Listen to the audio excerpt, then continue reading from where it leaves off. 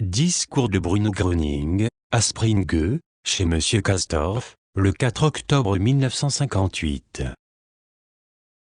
Mais si vous voulez mettre aujourd'hui de l'ordre seulement autour de vous, pas encore en vous, vous ruinez alors votre corps.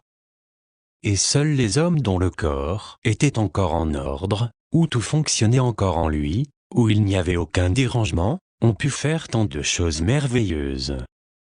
Quand l'un d'entre eux avait dégradé son corps, un autre parmi ses proches devait prendre le relais et perfectionner cette œuvre, c'est-à-dire l'édifier.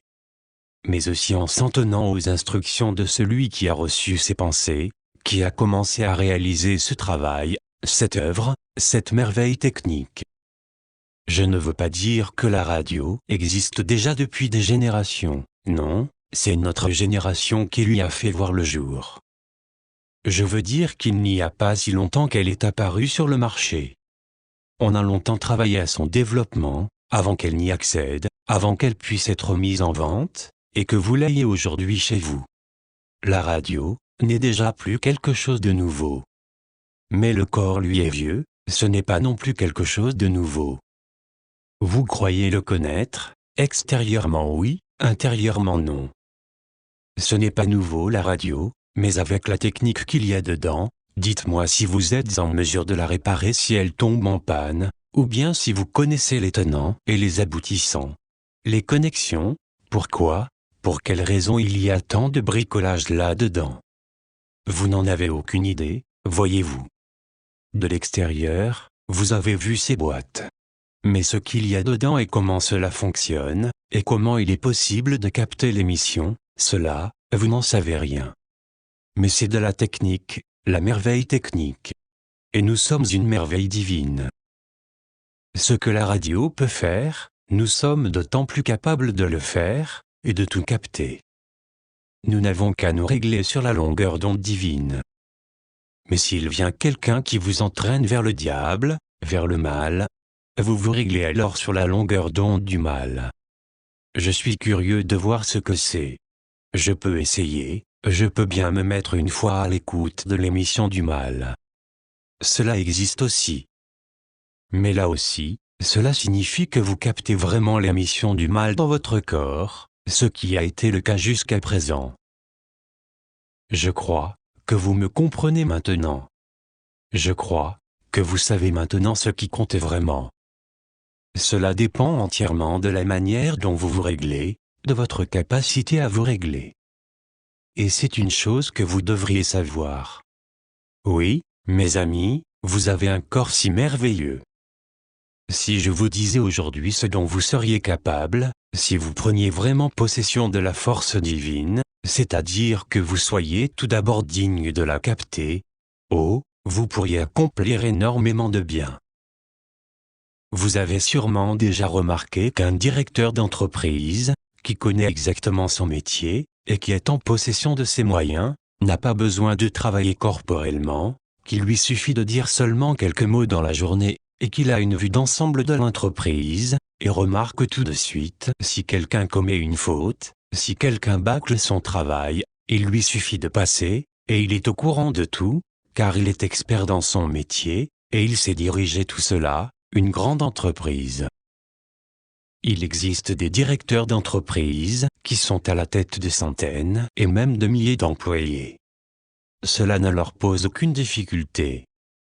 Les gens qui n'ont aucune notion de cela disent « Mais il n'a rien à faire, et nous devons bosser. » Oui, c'est lui le chef, et il a l'esprit clair. Il n'est pas seulement capable, mais maîtrise dans sa profession ce qui fait que l'entreprise puisse être viable, et que tout fonctionne comme il faut. Et si un ouvrier est négligent, c'est toute l'entreprise qui en souffre.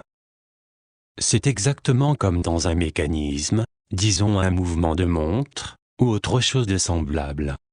Si une pièce du mécanisme ne fonctionne pas et s'arrête, c'est tout le mouvement qui peut s'arrêter, ne croyez-vous pas? Cela peut détruire le mécanisme. Je peux détruire tous les mécanismes en procédant seulement à une toute petite manipulation, là où je sais qu'en retirant ne serait-ce que le fil électrique le plus fin, le poste tombe en panne, et vous n'avez plus de réception. et comment est-ce dans notre corps? S'il y a un surmenage, un désordre, s'il y a le chaos, est-ce que tout peut quand même encore bien fonctionner? Non. Vous n'êtes pas un expert. Vous n'avez aucune notion de ce qui se passe. Et d'autres viennent et expérimentent. Donc, chers amis, je crois maintenant que vous savez pourquoi, pour quelle raison, dans quel but nous nous réunissons ici. Pas seulement pour nous raconter des petites histoires, pas pour papoter, pas pour cancaner, oh non. Et je crois que le plus important pour vous tous, et aussi pour votre prochain, est que vous vous décidiez enfin vous-même à rejoindre celui à qui vous appartenez. Mais vous ne pourrez vous engager sur ce chemin que si vous vous libérez vraiment, que si vous vous séparez vraiment du mal. C'est alors seulement que vous le pourrez. Pas avant. Et j'ai observé les gens dans la vie, aussi lorsqu'ils assistaient à une heure de communauté, là ils allaient bien. Et très vite la pensée est venue, mais quand je vais retourner chez moi, je vais de nouveau me sentir mal. Je vous pose la question, pourquoi? Pourquoi accueilles-tu, tout de suite cette pensée? Pourquoi est-ce que tu ne vas pas bien? Ah, tu en as fait l'expérience.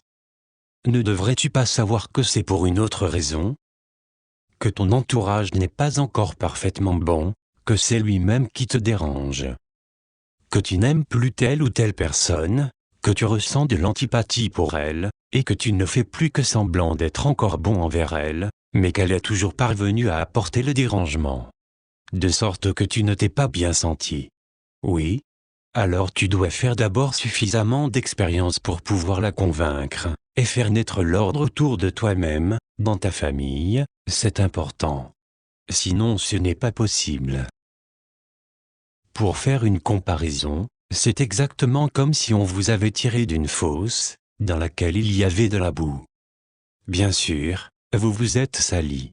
Et celui qui vous a poussé dedans est là. Mais on vous sort de là, on vous donne de nouveaux vêtements, votre corps est nettoyé, il est propre de nouveau.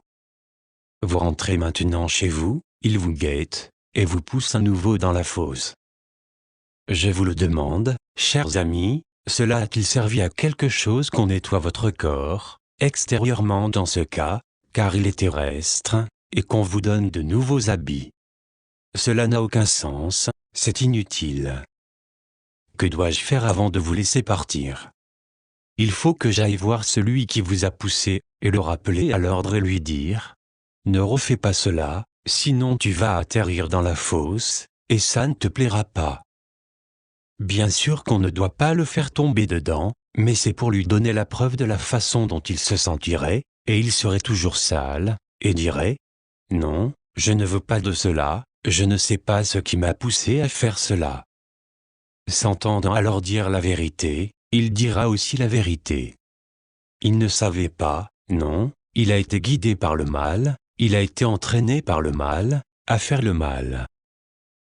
C'est alors seulement que cela a un sens, mes amis, et c'est pourquoi il est nécessaire de vous dire cela, que vous devez d'abord mettre aussi de l'ordre dans votre famille. Si cela ne marche pas, n'hésitez pas à apporter vos proches avec vous. Cela ne fera pas de mal non plus. Pas pour attirer les gens, non, mais pour qu'ils fassent l'expérience de la vérité. Faites beaucoup d'efforts pour accepter maintenant vraiment le bien. Pour en faire vous-même l'expérience. Mais je vous le dis, cela n'arrivera pas avant que vous en fassiez l'expérience, avant que vous soyez devenu inébranlable. De sorte que vous puissiez affronter votre prochain, et lui rapporter les expériences que vous avez faites, et les convictions que vous avez acquises.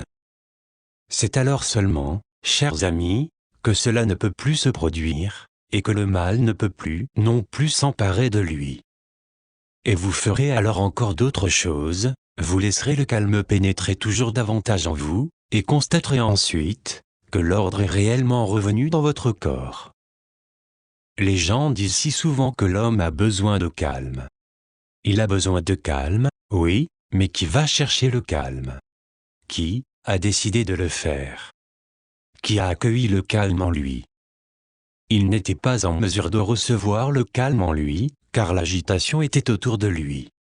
et il y avait toujours des gens qui faisaient pression sur les autres. Sur vous également on a fait pression, c'est pourquoi vous n'avez pas pu trouver le calme. Et que faites-vous alors pour trouver le calme? Vous prenez la fuite. Vous appelez cela prendre des vacances. Loin, très loin de la famille et des connaissances. Le principal est de partir, d'aller là où personne ne nous connaît. À un endroit où il y a peu de gens, ou si possible personne. Là je trouverai le calme. Vous le saviez, mais vous auriez pu aussi bien faire venir le calme dans votre foyer. Mais, pour avoir le calme, il vous a fallu vous enfuir devant tout ce que vous ressentiez comme étant l'agitation. Si vous vous en étiez toujours tenu à cela, si vous l'aviez toujours fait, si vous aviez veillé à ce que personne ne vous prenne le calme, alors tout serait rentré dans l'ordre. Celui qui a passé ainsi des journées de vacances, qui a accueilli le calme en lui, s'est senti bien. Il dit : « Je ne manque maintenant de rien, je n'ai même pas besoin d'argent, j'ai maintenant tout ce qu'il me faut, je suis maintenant l'homme le plus heureux de tous. » Mais alors le travail, la famille, et les connaissances ? Oh non. Les soucis sont alors venus, peu avant qu'il ne doive rentrer chez lui. Et tout cela n'a servi à rien du tout. Bref, l'homme n'a pu se résoudre à mettre lui-même de l'ordre. Il n'a pas voulu mettre lui-même la main à la pâte, il était vraiment un lâche. Il dit : « C'est peine perdue. » Il renonce. C'est dans la nature des gens, et ils m'ont privé de mon calme. L'année prochaine, je retournerai en vacances. Mais à quoi lui servent les vacances? À quoi lui sert le repos? À quoi vous sert le calme que vous avez accueilli en vous, et que vous avez ensuite perdu parce qu'on vous en a privé? Je vous le demande, chers amis, vous le savez vous-même. N'avez-vous pas constaté beaucoup de dérangements dans votre propre corps, quand on vous a privé du calme?